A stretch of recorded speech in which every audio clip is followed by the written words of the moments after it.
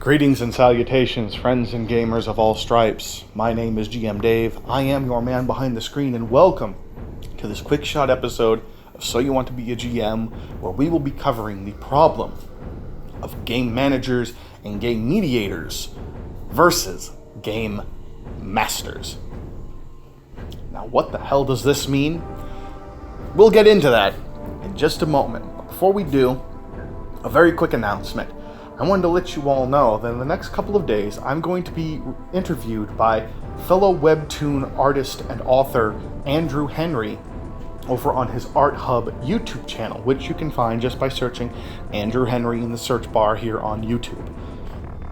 We will be talking about the creative process behind my own webtoon, Phoenix Rising, which you can find linked in the description down below. If you haven't read it, as I have said many times in previous videos, I highly recommend giving it a look. It is a good story, well written, well drawn, thoroughly enjoyed by everyone who has read it so far. So open up that description box, click the webtoon link down below, and give Phoenix Rising a read. I will put a link in my next video to the interview once it is up, and I will also see if I can maybe grab a couple of choice clips from that interview to share here on my own channel with links to the full thing on his channel as well. And now with that done and out of the way, game managers and game mediators versus game masters. What is it? What do I mean by that? Who is this even for? By and large, this is a video for new game masters, new players, people new to the game. Because this is a problem that by and large they face. But some of us who have been around for a while face this issue too. We all know the term game master and dungeon master. These are classic terms that have been with this hobby since its inception. Other games might use different names for this role. Call of Cthulhu calls the game master the keeper. Deadlands calls the game master the marshal. But they all mean the same thing. They're the person who builds and runs the campaign, the session, the adventure, whatever it is that the players are sitting down to play. They're the person at the head of the table, behind that screen, running all the behind the scenes work and all the upfront pieces and set pieces that the players interact with. So where is this idea of game mediators and game managers coming from? What the hell does that even mean? Well, to put it as simply as I can, over the past few years, as D&D saw its huge resurgence in popularity, due in no small part to online shows and podcasts and live play and things like that, Critical Role, Save or Dice back when that was a thing, on and on and on. There's, God, hundreds of them out there at this point. Well, as these became popular, as new people started coming into the hobby, and as old people who've been here for a while tried and in a lot of ways failed to teach them how to run games, a problem has sprung up within this hobby. And that is the unwillingness, the growing unwillingness, particularly among newer GMs, to tell their players no to things that just don't work for their games. It's a very bad habit to have, and while it's something I can sympathize with, while I totally understand and sympathize with the idea of you don't want to tell the people at your table, no, you can't do this, no, you can't play that, because it seems like it's antithetical to the idea of them having fun. They want to play this concept, they want to do this thing, they want to do that thing. But some things just don't work in your game. Some things don't mesh with your setting. Some things you're not comfortable running. Which means sometimes you need to tell your players no. For the health of your game, for the health of your campaign, for your own fun and satisfaction, you need to be willing to tell your players no sometimes, that some things just won't work. Some things just don't fit. An example I have from my own gaming history, a very recent one, came about in a game that I've been playing on Discord with a couple of my friends from up north. The GM recently allowed them, around a couple weeks before Halloween, allowed us, if we so wanted, to swap out our old characters for new ones. His goal was to breathe a bit of new life into the game because we had hit a long lull in our posting ability. I personally attributed that more to the issues that naturally come about from play-by-post games. I expect he probably figured the same thing because this was a game that was being played in person and then over Discord voice once the pandemic started, that then shifted to a play-by-post thing every Saturday. And it worked well enough, but it ran into a bunch of issues, namely pacing issues. And when those pacing issues started happening, what was a group of 5 to 6 players dropped down to 3 of us. And so the GM, in hopes of breathing new life, gave us this option. I declined it because I was still very happy with my character. But my fellow players, not so much. They weren't feeling that same satisfaction with their characters anymore. And I tried to kind of talk them into possibly keeping their characters around, but they didn't feel like it, and fair enough for them. GM's giving us this option, free to take it. I'm passing it up because I didn't want to do it yet. I wasn't done with my character. Where this ended up becoming a little bit of a problem, and it was a problem we worked past, but it was a problem that lingered right up until we stopped playing. And I want to make it clear, I'm not saying at all that this problem is why we stopped playing, because I don't think that's the case. But I don't think it helped it either. One of the players, as he was looking for new concepts, decided that he wanted to play a monk, which in and of itself is fine. They existed in the world that our GM presented us. That wasn't a problem. The problem was that he went to a third-party source to select his race. He wanted to be an ooze person, essentially. I don't know if that's the exact name of the actual race, but that's what he wanted to do. Now, we've never encountered a creature like that in this world before. And this is a lived-in and very heavily played world for these guys especially. They've already played 3 campaigns, 3 different short campaigns in this world. And this campaign was a continuation, basically like a next generation kind of continuation off of one of the previous ones. They had never encountered a creature like this in their world before. We had never done it in this version of the campaign either, until this character was introduced. Now, we're an experienced group.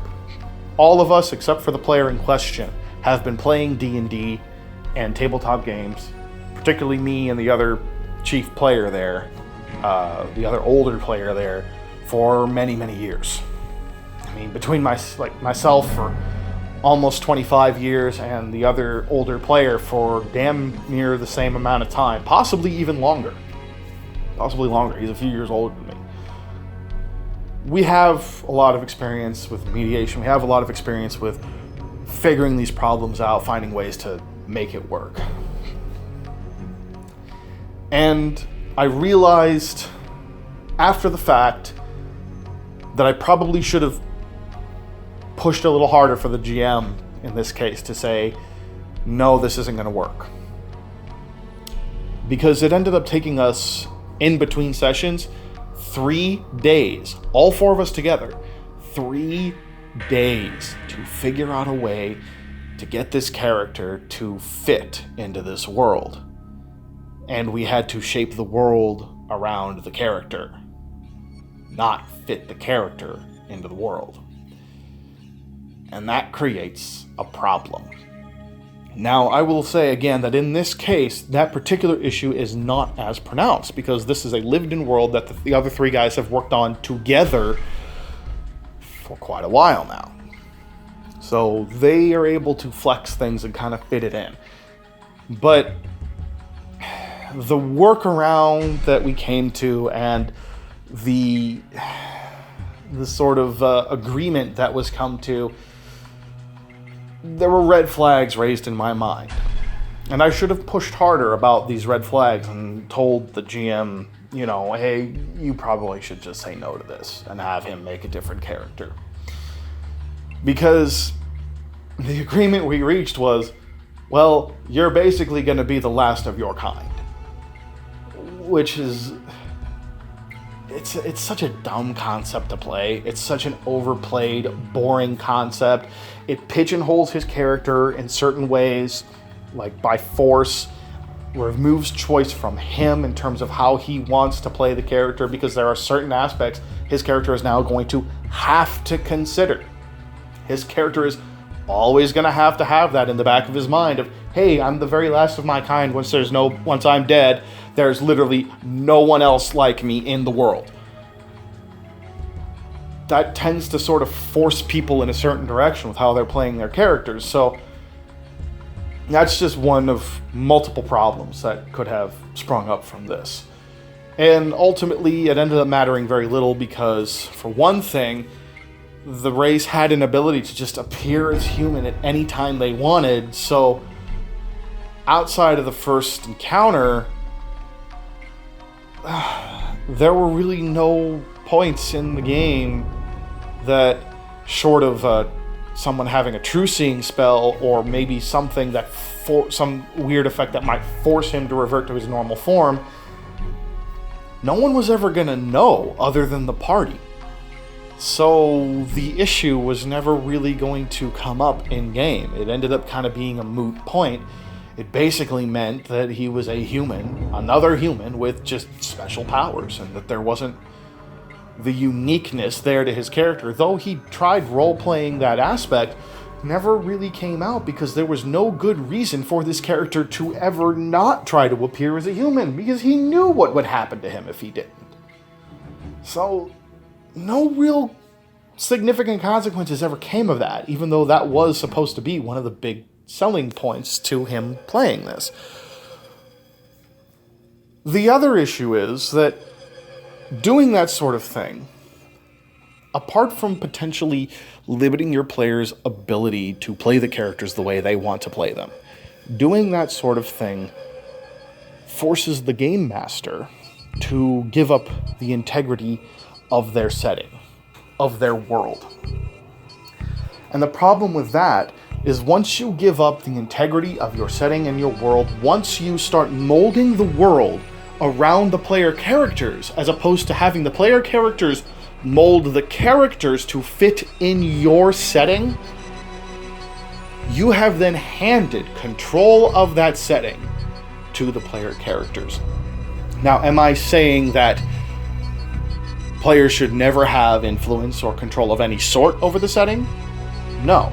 The decisions that the players make as their characters, the things they do, the choices they make, how they respond to certain threats, how the world reacts to those threats, and how the results that they bring forward cause the world around them to change. That's all influence on the setting. That is all the players influencing your setting. So they should absolutely have influence, and you should absolutely listen to your players and borrow good ideas when they come up with them. Let them have a bit of a hand in it. But never mold your setting around them. And I'll tell you why this is so important. Not only is it that you end up giving up control of the setting to them without realizing it. Once you do that, it's very hard to get that control back. Because once you've started telling your players yes to everything they want, then it becomes all the more likely they're going to balk when you eventually reach a point where you feel like you have to say no. Or you're going to feel so uncomfortable in that point where you have to say no that it's going to dishearten you. And you're not going to want to continue because it's not your game anymore. You've given up control. You've given that to your players instead. Your players should have influence. The things they do as their characters should influence your world. But you keep control. You are the master of the game, the master of the world. You decide what elements go in, what elements stay out. You decide how difficult it's going to be. You decide all of that stuff yourself. The role of the game master is to build the world, build the encounters, build the game, present that to the players so that they can play in that theme park you built for them. So that they can explore what you've set up for them. That they can explore and affect this world you've built and the story that you're presenting within it. But in order to do that, in order to effectively do that, you have to be willing to tell them no when the situation calls for it. And I will repeat this, even though every time I have brought a similar topic like this up, I have said it. I will repeat it because it bears repeating. This is not an issue of being you as a game master versus your players. This is not something where you should be going, frothing at the mouth, getting mad, being rude with them. No. No. You handle it calmly, you handle it politely, you handle it respectfully, but you stay firm and you stick to your guns. And when something doesn't work, you say, I'm sorry, no, you cannot play that. I'm sorry, no, you cannot do that. Because the thing of it is, most players, even though they might not necessarily realize it, most players need and want that structure. They want to feel like their character really lives in this world. But when they're so outlandish and so weird that everyone and everything looks at them as alien and weird and discomforting, that illusion and that sense of involvement and that desire to want to be there inevitably begins to break down. This isn't to say this is an issue you always have to worry about. If you're running a really gonzo campaign, or if you're running a very loose setting where it doesn't really matter, you're probably not going to run into this issue quite as much. But the fact is, no matter what kind of game you're running, there's always going to be issues. There's always going to be problems that come up where you should be telling your players no to something. And a lot of GMs, younger, unexperienced GMs, younger in terms of the amount of time they've played, by the way, not necessarily in terms of age, but a lot of less experienced GMs out there have a serious problem with telling their players no, with saying that they can't do something. And unfortunately, this has also bred a variety of player, not a common one, but definitely a noisy one, a variety of player that believes that in order for you as the game master to do anything, you need to get their consent. Which is absolute bullshit. It's your game. They are playing in your game.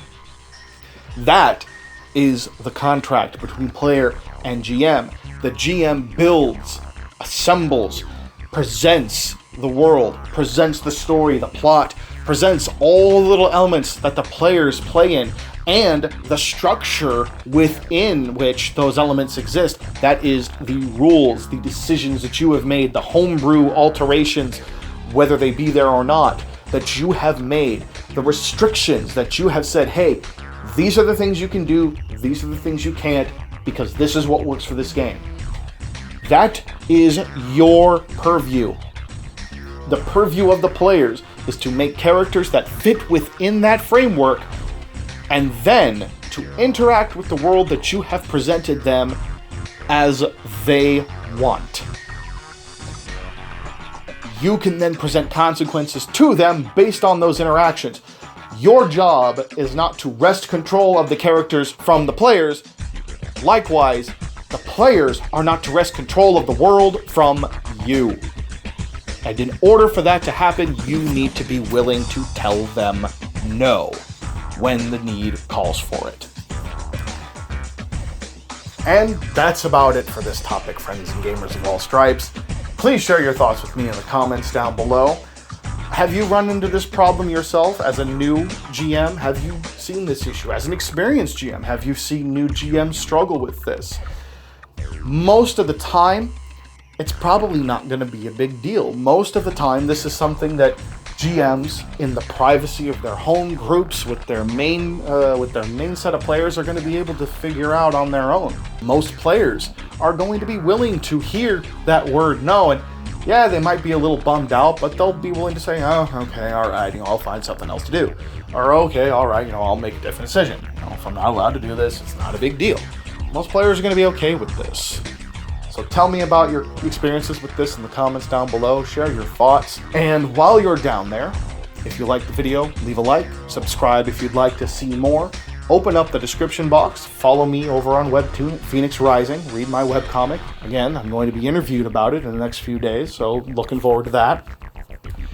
Follow me on my social media presences, and make sure you follow me on the other video hosting sites that I use too. Right now, currently, that is BitChute. I am soon going to be moving over to Rumble as well and backing up at least my more current videos over there. And now, with that said and done, friends and gamers of all stripes, first of all, a belated Merry Christmas and Happy Hanukkah, and an early Happy New Year. Thank you all for joining me. Thank you for hearing my thoughts. Thank you for yet another year of support, as spotty as my involvement here on YouTube has been. And I would like to remind you, as usual, in the world of tabletop gaming, friends and gamers, you do not want to just sit back and watch. You want to get out there and game. Have a good one.